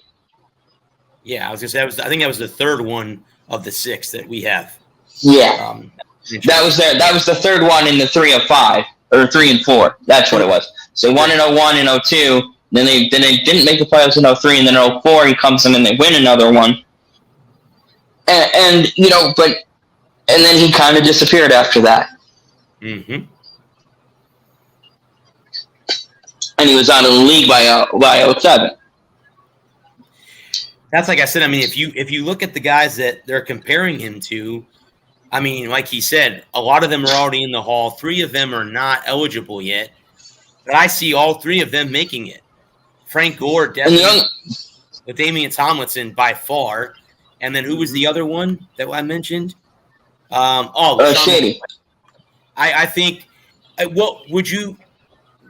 The only one and I'm not dogging on him. The only one that I would put not in that category would be LaShawn McCoy. Other than that, Damian Tomlinson definitely will be in the Hall of Fame, and so will Frank Gore. Shady, maybe. I could be totally. I think Shady's got an outside shot because he's got a couple of rings. He does. That's correct. He's got over 11,000 yards. He's got plenty of touchdowns. He had 60 or 70 in his career.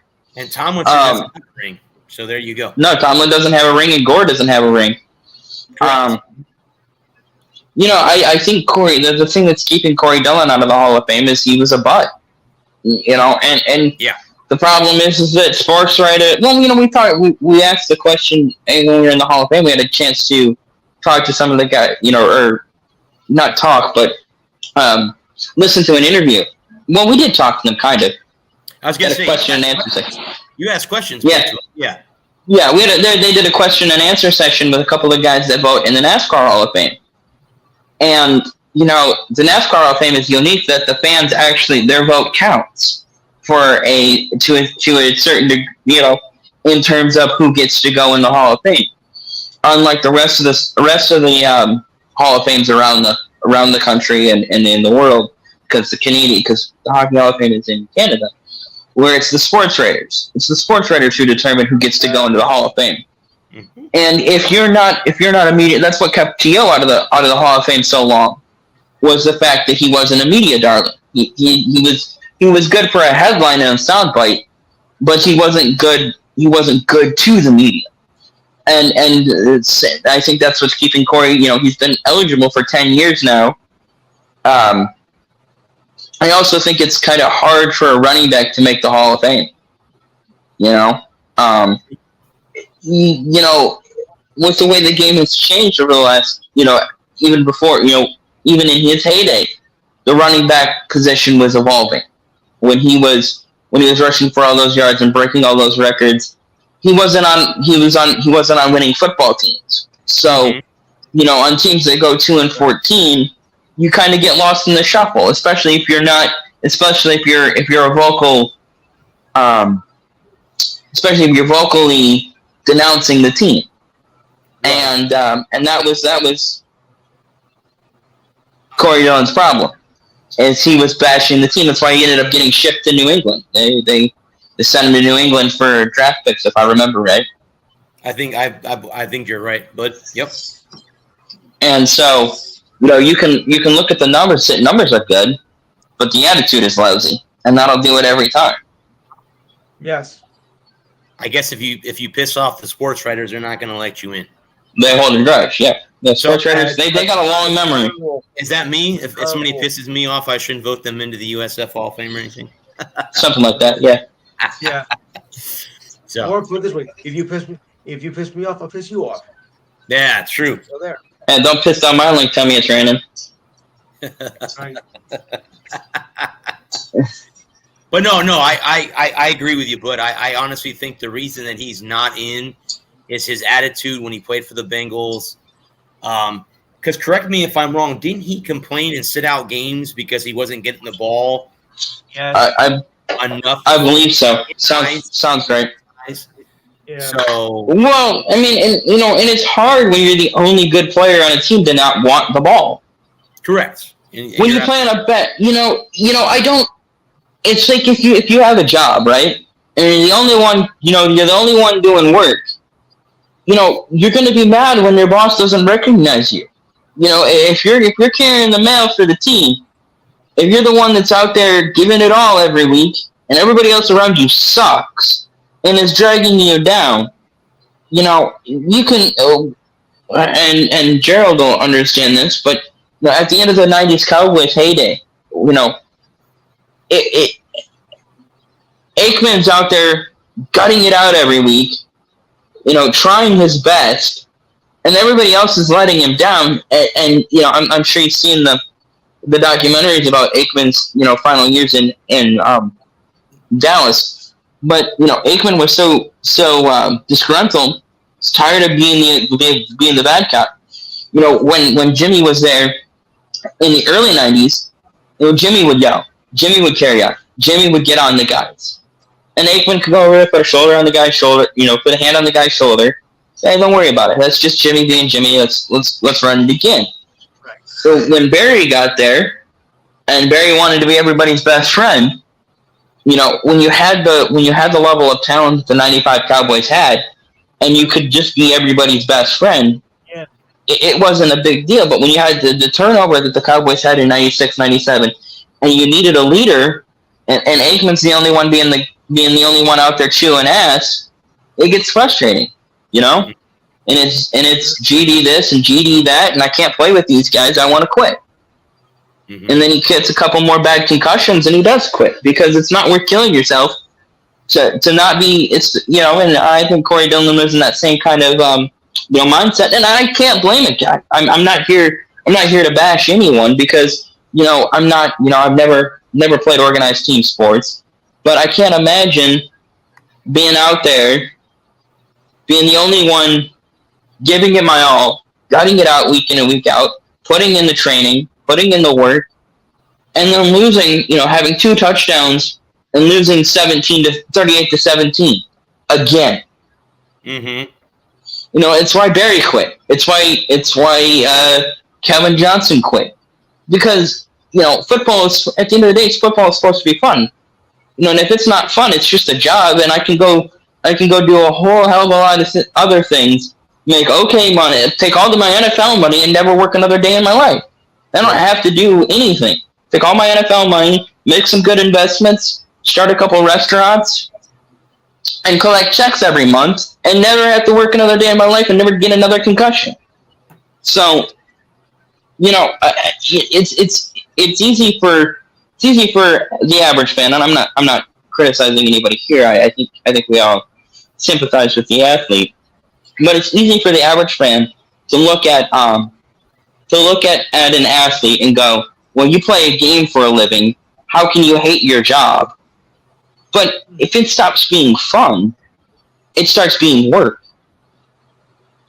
Mm-hmm. And 5 a.m. comes awfully quick. Yep. If you got to be at the facility at 6, and you live in, if you live an hour away because you don't want to live in the city because you don't want to be hounded for autographs, you want to have some peace and quiet, you want to put your kids in a good school district, or if you live an hour away and you got to be at the team facility at 6, and you're going to be there from 6 to 6, and those are full 12-hour days, 12 months a year, because you only play 1 game a week, but you're at the team facility, and and you're out there getting killed every week, and you feel like your boss ain't gonna do anything, and you have a platform to voice your grievances, and I'm not saying that Corey Dillon was right or wrong or in the middle. I'm just saying that I can sympathize with his position, And I'm also a big believer in advocating for yourself. If you believe you should be in the Hall of Fame, well, say something. Mm-hmm.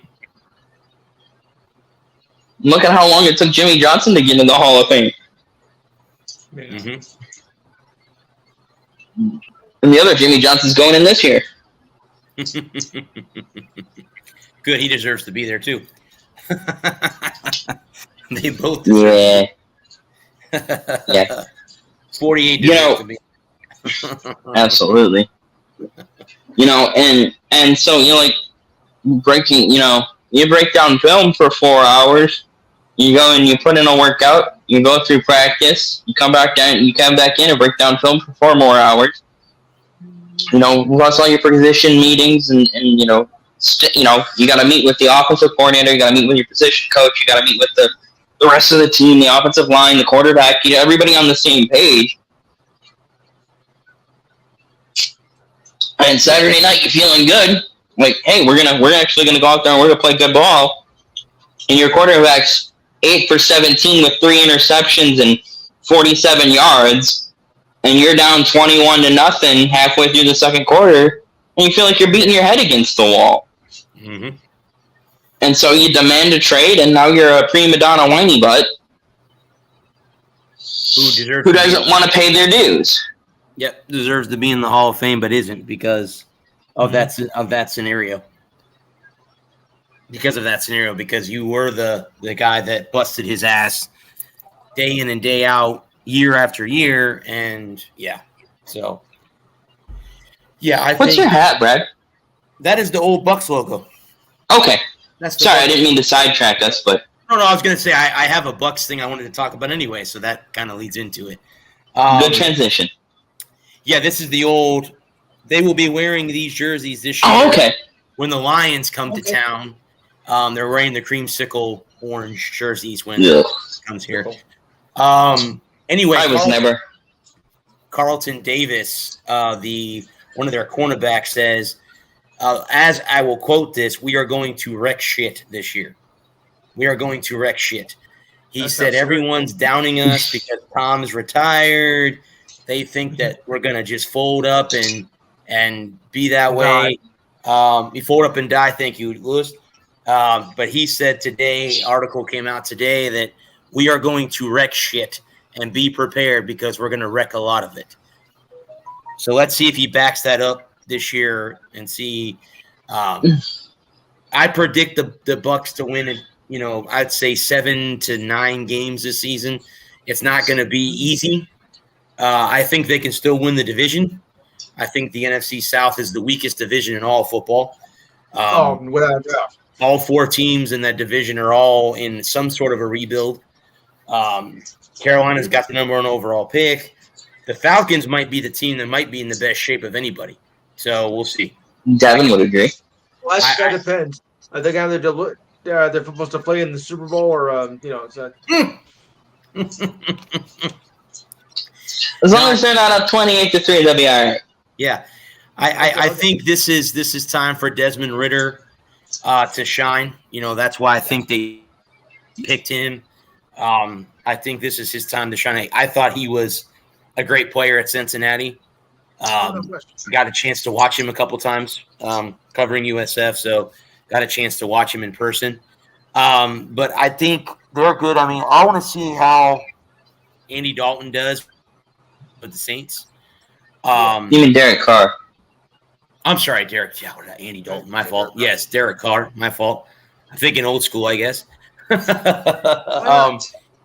How Derek Carr does. Obviously you got the number 1 overall pick, so how it will go in Carolina will depend on if they can protect him. When they stick a camera in your face and they ask you if you're going to be any good, you can't go, yeah, we're going to be lousy. We're going to eat so much shit. It's not like, I can't blame a guy for saying we're going to wreck shit. I mean, what is he supposed to say? Well, we're going to be mediocre at best this year. We've lost a lot of guys, and Tom's retired, and the offensive line is in that's the the offset. Yep. The offensive line's going to be, can be lousy. Baker Mayfield sucks balls. Don't bother showing up. Save your money, come back. Don't talk about Kyle Trask. He's garbage too. Yeah. Yeah. Kyle Trask doesn't know how to tie his shoes. Correct.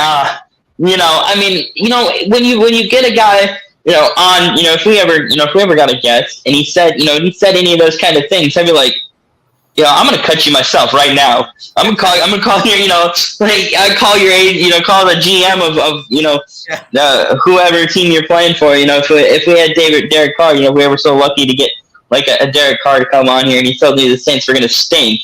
But we're gonna be horrible this year. I would be like, where's your integrity? You can't believe,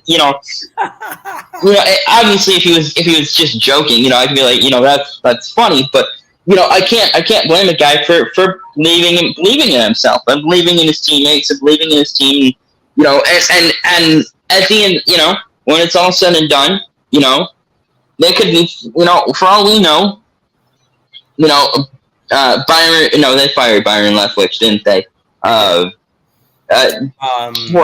Is it Bowles? David Bowles? No, hang on a minute, bud. Let me look it up real quick because I forgot what his name is too. Hang on just a second. Let me look that up. Offensive coordinator, Bucks. Who's the head coach right now? That would be Todd Bowles. Todd Bowles. No, Todd Bowles may be the guy that gets Baker Mayfield to get his head out of his own ass. Well, David is the new offensive coordinator. He was in Cincinnati with the Bengals. Okay. So he came over. I think he was a quarterback coach in Cincinnati before he got promoted to OC. Right. And we know how good Joe Burrows was for the last couple of years. So, and I mean, that's what I'm here. Yep. Right. He could be the guy that comes in and gets Baker Mayfield out of his own head and gets him to stop making those one or two mistakes every game. And we could be sitting here in January going, the Bucs are 10-6. Yeah, they're the best team in the NFC South. I mean, and we'll laugh about it, and we'll make jokes, and we'll be like, yeah, who would have seen that coming? And we'll be like, that corner for them. He saw it coming. He could have 8 interceptions and two pick sixes, and they could wreck shit in the NFC South. I mean, who knows? The Bucs podcast, bud, that I was on recently, and if anybody's watching from that show, thank you. But they went down the list. There were 4 of us on there that were, fans. I'm still not sure how I got picked because I don't know any of those guys. So I'm not sure if somebody knows those guys. Like, well, this guy talks about Buccaneer football. You might want to bring him on. Anyway, nevertheless, I predicted that they were going to win 10 games. I said they're going to go 10-7, and they all, the rest were like, I would say 8 or 9. I think some guys said 6. I'm like, well, you never know. I think everyone's doubting Baker Mayfield, where maybe this is his time to prove everybody wrong. And like you said, he really is on a prove it deal. He's kind of in that same boat as Geno Smith was last year. Correct. And he's bounced around. He's been on a couple of teams now. He was in Cleveland. He was in LA. He's bounced around a little bit. He's got. I think this is his last chance. If he doesn't come out and show out for Tampa, he's done. And he'll end up on the what if pile. He'll be another. Oh God, I can't. Who was it that late '90s Gators quarterback won the Heisman? Tim Tebow. No, that was late 2000s. The other guy. Oh, Danny Werfel. He'd be another Danny Werfel type. A great college quarterback, won a Heisman, was a fixture at OU. Mm-hmm. And, couldn't translate his game to the NFL. Like you said, Tim Tebow, but Werfel was who I was trying to come up with. Steve Spurrier. The 90s. Those are the 3 guys who will be winners at Florida, is Tebow and Spurrier. And none of them had been able to translate their game to the NFL. And Baker Mayfield, Baker Mayfield is another NFL. He's another lock, right? Number 1 overall pick, and surefire, can't miss. Future Hall of Famer, right? And yet he's not lived up to it. No. Correct. Well, I mean, that's what I'm not saying that he was. I'm just saying that's how he was touted coming out of school, right? A future, no doubt, surefire, can't miss, number 1 overall pick, future Hall of Famer. He was going to go to Cleveland. I mean, Skip Bayless was all over it, saying he was going to be bigger than LeBron, and now, 6 years later, 8 years later, how many years has it been since he got drafted? it's like how did we not see it? And I think Lou's probably the only one that saw it coming. Well, I was gonna say, but too about Florida quarterbacks, they just don't do well in the NFL. None of them have. Palmer, Tebow, Werfel, Spurrier, name them. Now, one that may do something, obviously, we'll have to see this year, and that's Anthony Richardson. So I'm not going to say that he's going to fail, but to me, it seems like Florida quarterbacks do not transfer very well to the NFL.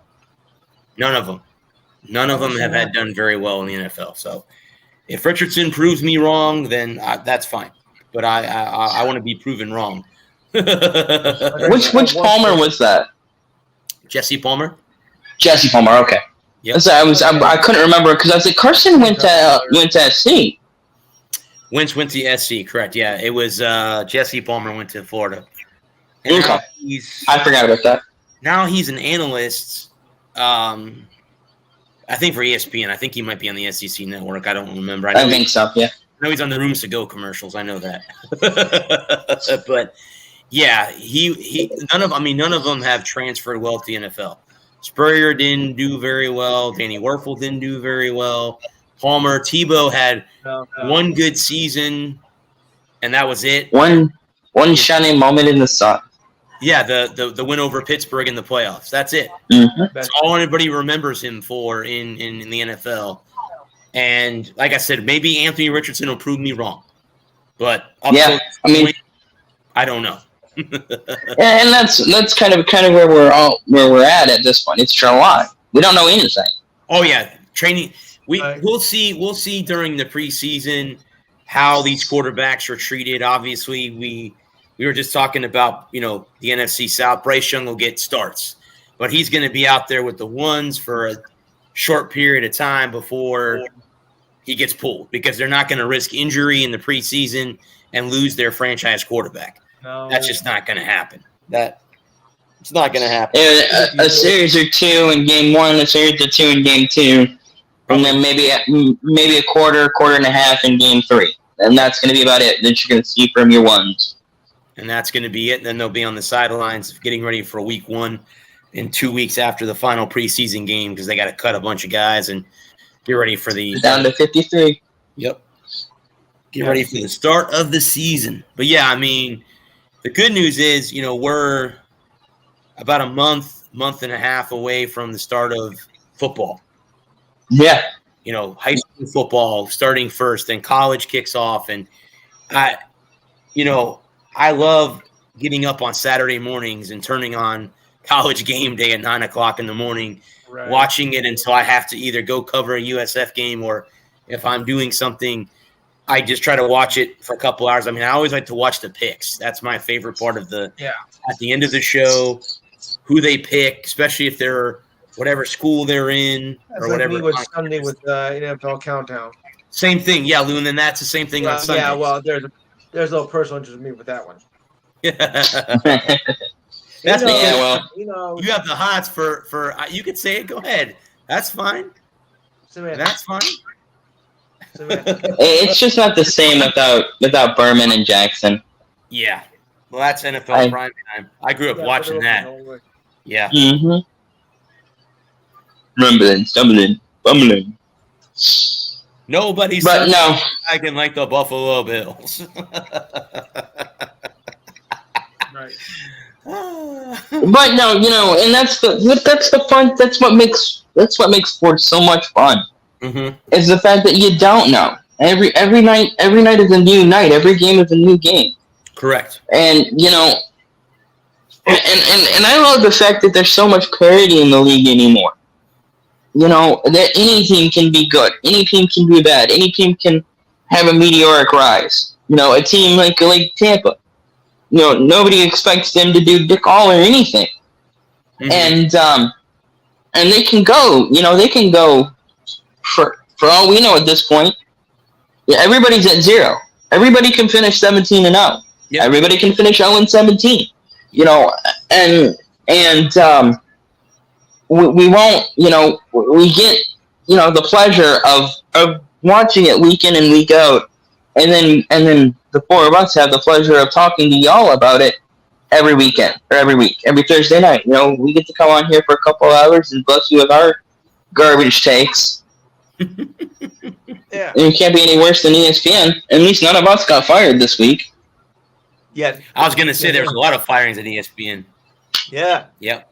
Talk about cleaning house. Jalen Rose, Susie Colbert, Todd McShay. Todd McShay. Oh, great.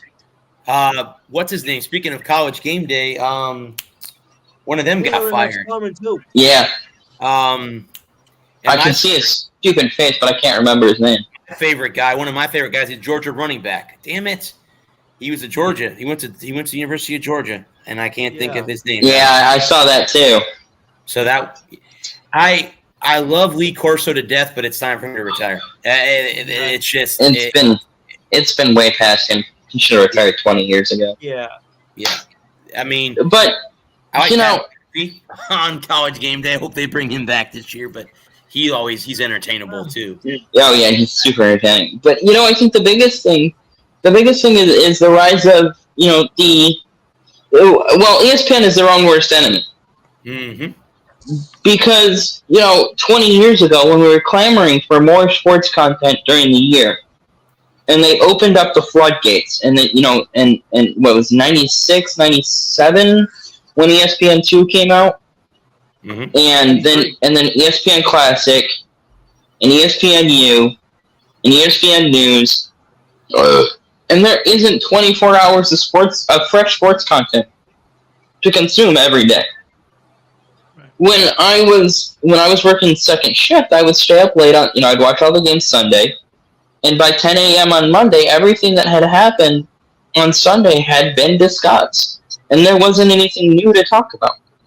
Right. And so first, what is that? There's 168 hours in a week, so for 154 hours, you have to try and fill 154 hours worth of programming. Monday till the next Sunday, Sunday morning when we're getting ready for week 2 of the NFL season,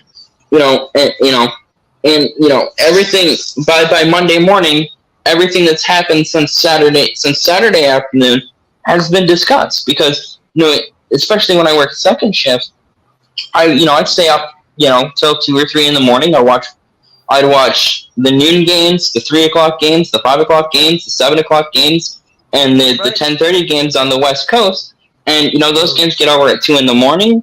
I'm not tired yet. I watch SVP until he gets done with his show on Sunday morning. Get up Sunday afternoon about 10 o'clock. Nursing a hangover, of course, and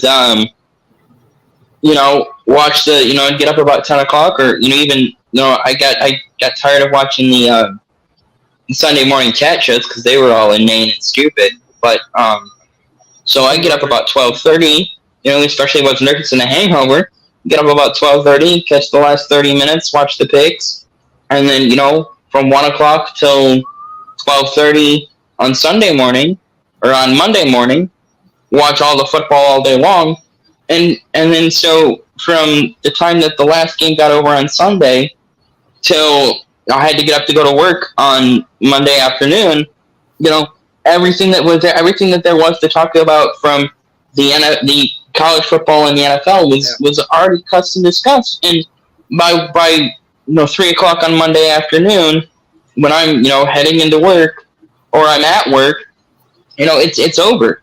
Everything that they could talk about, it's been talked about. Yeah. And then you've got to fill, and the problem is that it's not just when ESPN was the only game in town. That's why there was such a clamor for more sports content. All day sports content. And then Fox got in, CBS got in, NBC got in, and there just wasn't enough stuff to talk about because people lost interest in everything but football and basketball. And like Brad was saying a couple weeks ago, he doesn't give two damns about the NBA free agent. Maybe it wasn't Brian, maybe somebody else I was talking to. I don't remember. Man. It was me. Oh yeah. And especially now that we're in NBA free agency, so I don't care about NBA free agency. and until the NFL kicks back off in late August, early September, or I guess early August. Now the preseason kicks off. We get training camps and preseason kicks off. It's like because people just don't care about baseball because there's just too much baseball. Mm-hmm. It was David Pollock. Got fired. That's what it was. Yep. Game day. So okay. Well, with that, gentlemen, go ahead. Oh, I just one last thing real quick. I know I want to get out of here, but with shows like the two shows that we do with the Wisniewski report and the Walker report, that's 4 hours of content. It's competing for your eyeballs and your earlobes, your earballs and eye lobes or whatever, and we strive to be entertaining, we strive to bring good takes, but we're just as garbage as anybody else. Mm-hmm. And the fact that we're not the only game in town, it was 50 years ago when the only sports news was in your local paper on Monday. If you wanted to know what was going on in the world of sports, you had to read the paper, and it was one page, and there was the box score from the baseball game last night, and whatever your local high school was doing.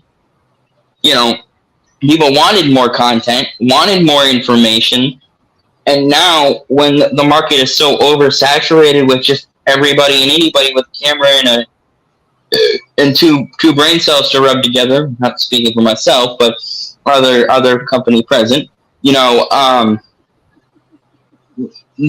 fact that you can have, an all day, every day, there's nothing, the only thing that's stopping us from having a 24-hour network is the fact that we have real lives and jobs. But, that notwithstanding, there's nothing to stop us from doing a 24-hour stream and just rambling and concurrently. I mean, that's the only thing that we do anyway. Costs money, though, Yeah. Well, with that, that's all I got. Go ahead, Lou, if you want to go ahead and talk about your show. Okay, assuming ESPN doesn't fire me this week. I don't work for you. We'll discuss part 2 of the SB Awards, even though I'm not nominated for any of them. Oh boy. We'll discuss the official, and I mean the official, MLB lineups for the Home Run Derby and the All-Star Game, Monday and Tuesday. We'll also take a look at the free agency of the NBA and the NHL. Yes, I'll cover that. And the Rangers got a good pick from someone who used to play in LA. Oh yeah. We'll also review the championship game of that league. Some of you know. I'm not mentioning it by name. You get the idea. And we'll take a look at anything WNBA action. So if you got time between 4 and 6 p.m. on the East Coast, 3 to 5 where Gerald is, dial 512-543-4662. I'll repeat again, 512-543-4662. And you all thought July was going to be a dull month. Wrong. Also, too, Lou, don't forget that Wimbledon's going on right now as we speak, too. Wimbledon, too. We have that as well. Wimbledon. So Wimbledon's going on. Yeah, as well, Wimbledon, of course. That's one tennis event that I want to go to in person. That's on my bucket list to go for the whole. US Open? Well, that's in New York, but I'm just flying to England and going to England and visiting the Queen's, Kings now, but the Queen, Queen Elizabeth for so long. So that's definitely on my bucket list. So we didn't get a chance to talk about the MLB All-Star Game and the Home Run Derby and all that stuff too. So I'll come for Saturday. It's even in July, the NFL dominates this show. So yeah. I was gonna say we talk more NFL than we do anything else. Yeah. Don't forget you can catch the show on YouTube. All you gotta do is go to YouTube, type in the Enhanced Sports Show exactly as I say. Otherwise, you won't get in at all. And you'll find my latest show and previous shows on that channel. Awesome. You have to send me a link, brother. Yeah, please go share, and subscribe to Lou's channel. Yeah. That's all you do. I do. Yep. Yeah. I'll forget. Send me a link. It's simple. Even a caveman can do it. Oh boy. Well, this caveman is forgetful. With that, thanks, guys. This was the first show in July. Thanks everyone that tuned in. The ones that left comments, thank you so much for that. We appreciate that. Ashton and Bobby, thank you. Although I think we got a like from someone on Facebook as well. Appreciate that. To everyone that tuned in. Thank you to all the networks that host our show every week. Thanks to our 3 sponsors as well. We will be back, guys, next week. We hopefully will have the guy on about the Lewis, Lance Armstrong. Louis Armstrong. That Louis Armstrong's a singer. Lance Armstrong. Yeah, Lance Armstrong's book. I've been talking with him. I'll message him this weekend and find out if he's feeling any better. But if so, we will have him on next week. He, like I said, is based in Central America, so the time is different down there. I think they're an hour ahead of us, I think is what Central America is. I think that's what he told me, Lou. I'm not 100% sure, but anyway. Oh, right, because the Rio game was 2016, right? Right, correct. So we'll possibly have him on, but we'll be back next week. Before I go, I always thank the men and women of our armed services and their first responders. Thank you so much for what you guys do. We wouldn't be able to do anything without you. Until next week, everyone, have a safe weekend. It is the 4th of July weekend coming up. Have a safe weekend. Hopefully, I get my car back tomorrow because I will be mad if I have to go through another weekend without having a car. But anyway, that's for me to worry about and not anyone else. Until then, I am the Sports Star Bradley Walker. Everyone out there, we love you. Peace. And if you did write a book about Lou Armstrong, we'd love to have you on the show.